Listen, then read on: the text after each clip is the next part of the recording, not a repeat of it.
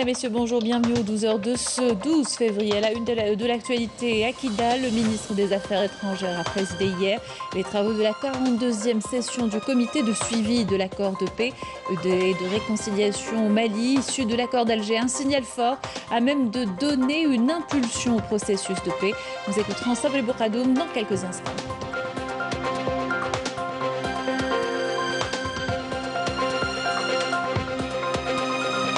Mise en service à Alger d'un pavillon offert par l'ANI à la disposition des patients atteints de Covid-19 en partenariat avec la campagne Solikov 7. Le conseil du président de la République chargé du mouvement associatif salue l'engagement de la communauté algérienne établie à l'étranger.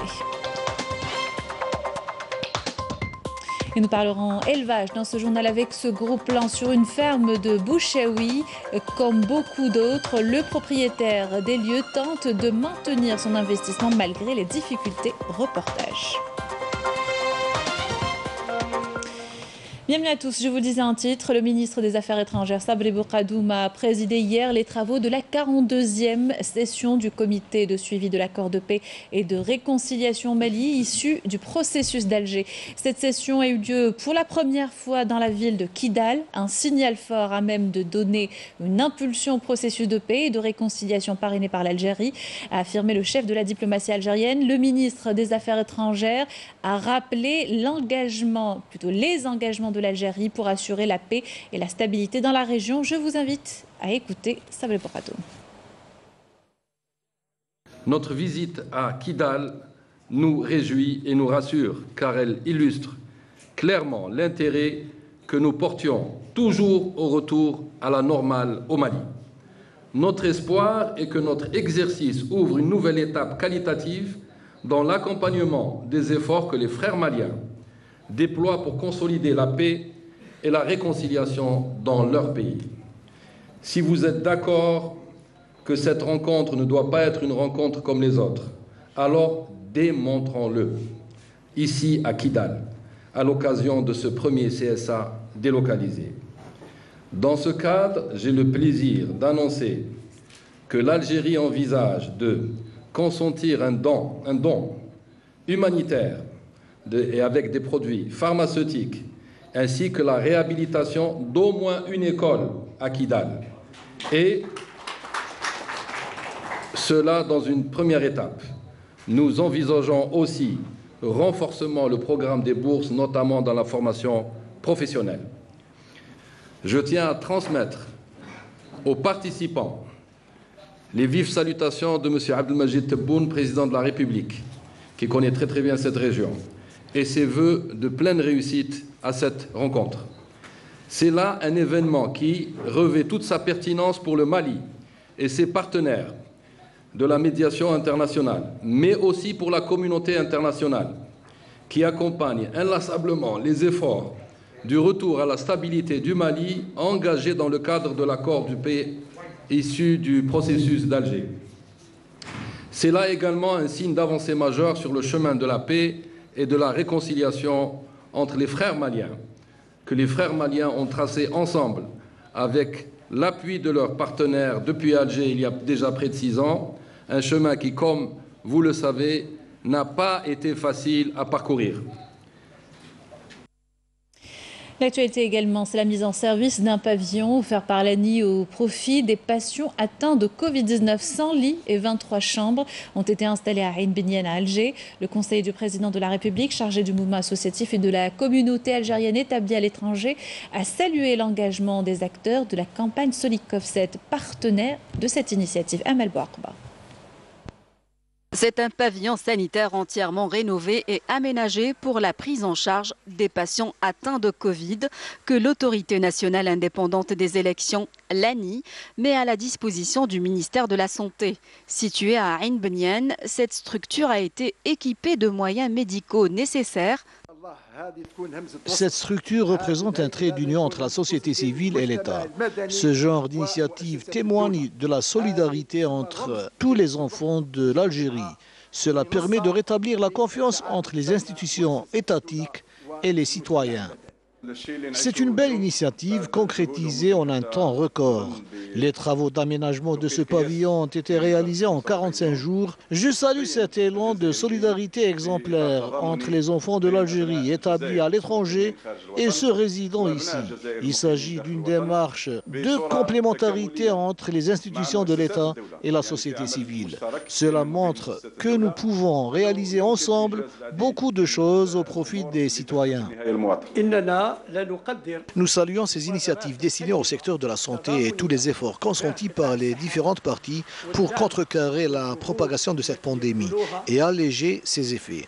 Cela s'inscrit dans le cadre de la solidarité nationale pour sortir de cette crise en assurant les moyens nécessaires au personnel soignant pour faire face au Covid et pour la prise en charge des patients.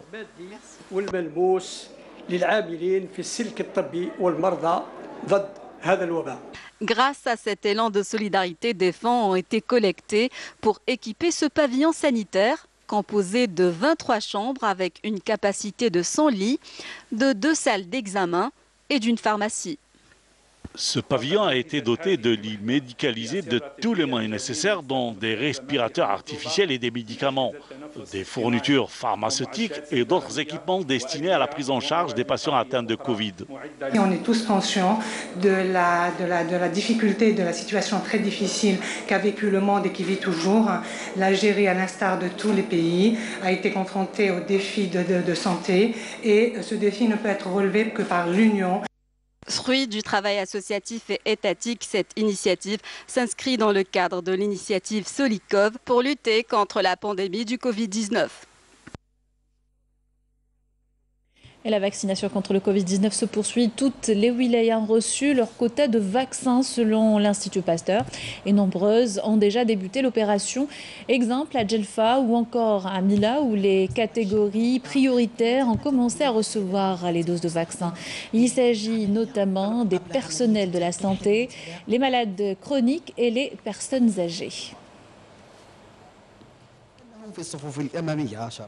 Industrie et ses success stories dans la wilaya d'El Oued, des exemples à suivre d'investissements entrepris dans différents domaines, l'électricité ou encore la transformation agricole.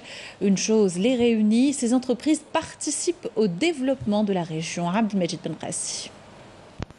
Des exemples de réussite pour cette wilaya du Sud, à commencer par cette unité de fabrication de poteaux électriques qui compte, après avoir satisfait le marché local, aller vers d'autres wilayas du pays. Nous avons une moyenne de production de 100 poteaux par jour. Pour le moment, nous arrivons juste à approvisionner 2 wilayas limitrophes, à savoir Tébessa et Biskra. Mais avec l'extension, nous comptons satisfaire le sud-est et le grand sud du pays. Un autre exemple, une biscuiterie qui, en l'espace de 3 années, a réussi à conquérir le marché national et se lance dans l'exportation, surtout vers les pays voisins. Nous sommes arrivés aujourd'hui à produire 10 variétés de biscuits que nous commercialisons à travers les 48 wilayas. Et nous comptons à partir du mois prochain aller vers l'exportation en direction de la Tunisie, la Libye ainsi que la Mauritanie. Notre souhait est de voir les pouvoirs publics nous accompagner, surtout que notre objectif était depuis le début l'export. Pour cette wilaya à vocation agricole, d'autres investisseurs ont choisi la filière de la tomate et aller vers la transformation.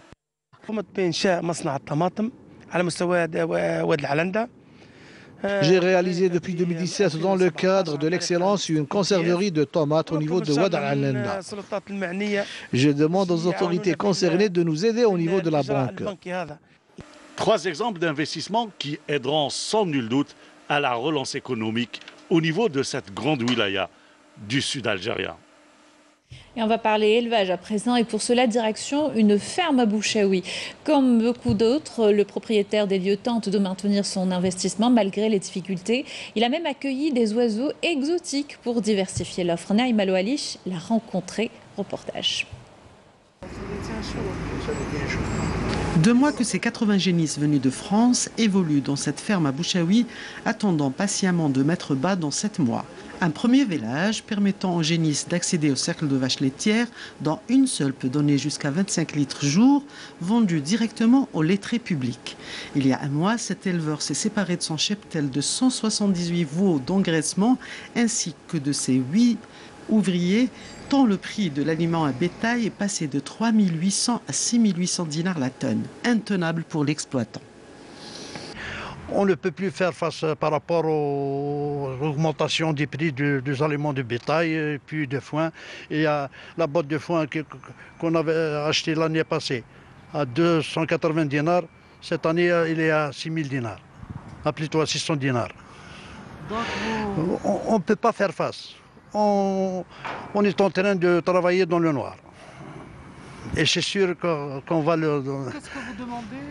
On demande l'État de voir notre situation et d'étudier notre problème. On a 3 races de vaches. On a la limousine, on a la charolaise et on a l'aubrac. Ça, c'est des génisses. On les garde chez nous.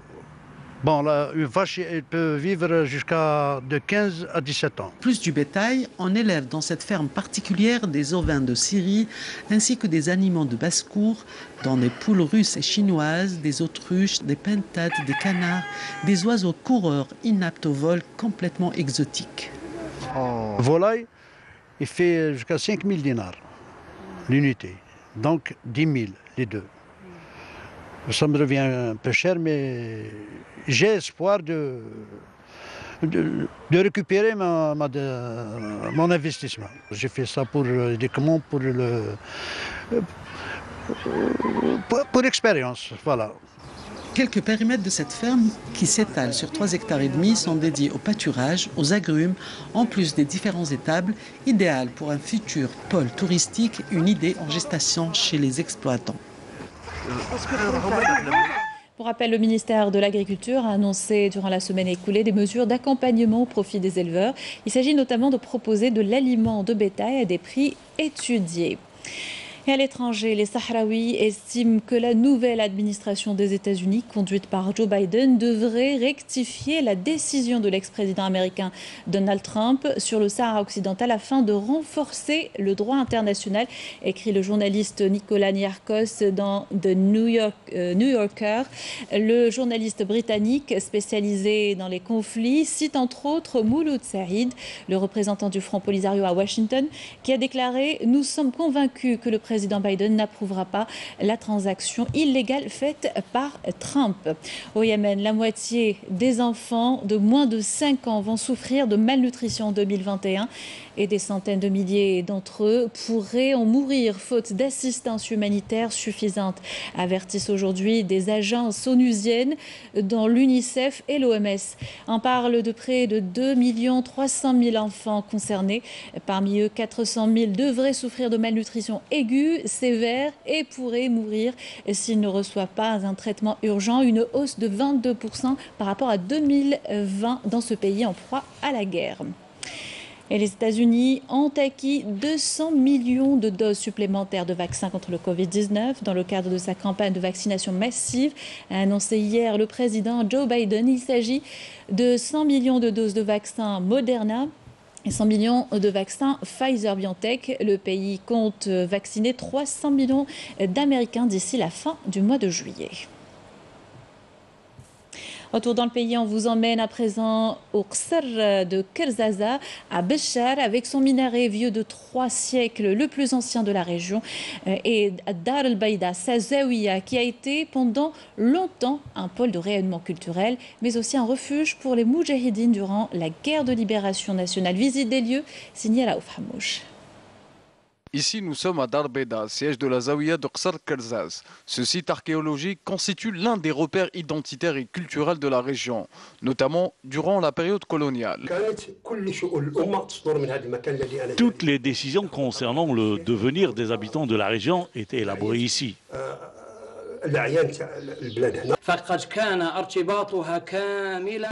La Zaouia a pleinement contribué à la guerre de libération à travers la collecte d'argent pour les moudjahidines. Elle leur servait de refuge.